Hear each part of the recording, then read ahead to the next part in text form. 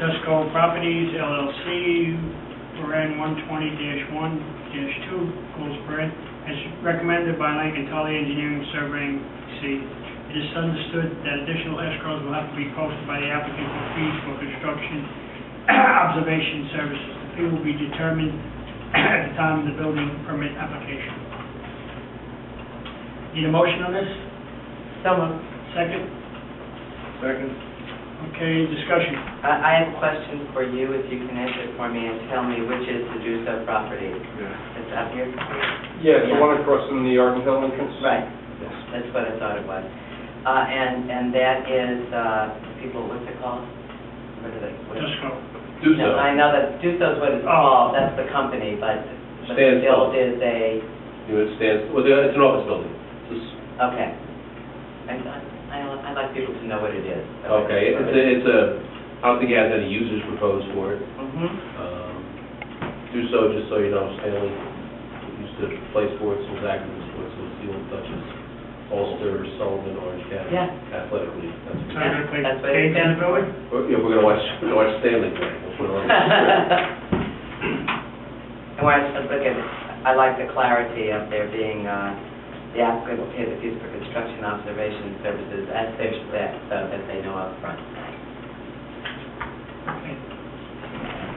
Yeah, thanks, Marcy, for, I just that's like a people good to know point where it is. where it is, Yeah. Any questions on it? Okay, any further discussion? Call the motion. All those in favor, signify by saying aye. Aye. Okay, we have a resolution. Small claims assessment review. If you want, I can summarize. The small claims assessment review is a procedure where individual homeowners bring like you go to small claims court, small claims proceeding, have your taxes reduced. These are folks that went to the grievance board in the town for, not this year, but 2009, had their grievances either denied or not reduced to the amount that they requested. They then filed their, called a SCAR petition. They went in front of a hearing officer. The hearing officer determined to have these reductions. There's a spreadsheet that I was given by the town, gave to Karen. Karen calculated the refunds. There's about 10 homeowners that are entitled to refunds, 10 or 12, and the total refund is $3,170.58. They vary between $150 and $600 to the various homeowners. So what this does is it allows the treasurer to cut those checks to those individual homeowners in the amounts that are shown on the spreadsheet that I've given her. Okay. So basically, last paragraph. It's a refund of $3,172.58 collectively allocated over about 10 or 12 homes. All right. So we need a roll call vote. Actually, I'm sorry, I interrupted the flow. Need a motion and a second. So moved. Second. Second. And roll call, any discussion? Roll call vote. Trustee Char? Aye. Trustee Mency? Yes. Trustee Roddy? Aye. Trustee Stewart? Aye. Okay, thank you. Okay, trustee comments. Kyle. Okay, the sewer, the DPW crews are still working on tucking the manholes for the flow meter placement as part of our in-house INI study. So there's different manholes they have to raise, and they're continuing to do so. So that's all I have. Thank you very much. You can inform Drug Recreation that Yep. we're going to wait until we meet tomorrow. The 4 meetings tomorrow night, I'll cut an area during the day. Okay. Ed. All right. It's going to take me a minute to read out loud. And I'm going to try to speak up, Joel. I just got back from vacation, though, so you'll understand. And you'll like this one, Joel. Village of Goshen Police Department, and this is going to start what I'm about to read with the police department and roll it out to the other departments over time here. Is using a new communication service that sends community information directly to residents. Messages may include road closures, time-sensitive public safety information, crime prevention tips, and community event announcements.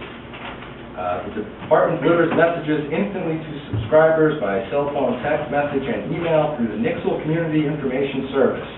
These messages are also posted online and can be accessed at Nixle's website, www.nixle.com, Nixle.com. There's no charge for the service. It's secure and reliable. You go to the Nixle site and walks you through how to register. And Neil, I actually have an extra copy of this for you. We sent it to the India. Maybe you can pass it on to you. Hopefully they pay for this. Would be great. There's no spamming. There's no advertising. You don't have to worry about that. They're not going to start getting advertisements on their cell phone or anything like that. We're hoping people, everyone in this room knows 10 or 20 people. Hopefully they can tell their friends, who will then tell 10 or 20 other people, and we really get this out. I think it would be a valuable service. Like I said, we're starting at rolling it out with the police department, and then we'll start, once we get our hands around it. We've been running tests with it, but once we get our hands around it, then we'll start rolling it out to the other departments to be able to use as well. Neil had an extra copy of this for you, Joel, if you'd like an extra copy as well. Please. Also, just want to let it be known that Mr. Markowitz actually identified this technology as well prior. So my hats off to you, Joel. It shows great minds think alike. That's why Joel was like, yeah, Joel. When I mentioned it to Kyle, he said, hey, Joel said something to me about that about a week ago. And it is free for the village also. And it's free to the users as well. It's no cost. How do they make their money? Say again? How do they make their money? Just have that discussion. Questions during the regular period. Because I know that's going to be this question, I'll ask, because we all were wondering that. Did we ask the same one? I don't know if you've been to the site or not yet, Joel. I have looked at it a lot. They have applications for businesses, like private businesses, and I think they use this community service as a way of getting people to know about it, who might own businesses, who might have other applications for it. That's what I've been able to surmise from reading all the literature, that they want to offer this free community service, public good and all of that, in hopes that people will learn about them who might own businesses and have some sort of business application for it. So that's that with Nixle, and let me see. On July 28th, unfortunately someone left their car keys in their car at the Gulf station, which in turn was stolen, or borrowed, whichever way you want to look at that. Found sometime later in Blooming Grove. Just want to remind people, don't leave your keys in your ignition, and quite technically, it's actually a violation of New York State traffic law. Let's see. Tour de Goshen is this weekend. I'm actually going to use Nixle for that. I'm going to message out about that, so expect some traffic in the village this weekend with all the bicyclists. And since July 26th, 12 arrests, 52 uniform traffic tickets issued, and 6 motor vehicle accidents investigated. That's it, Mr. Mayor. Thank you.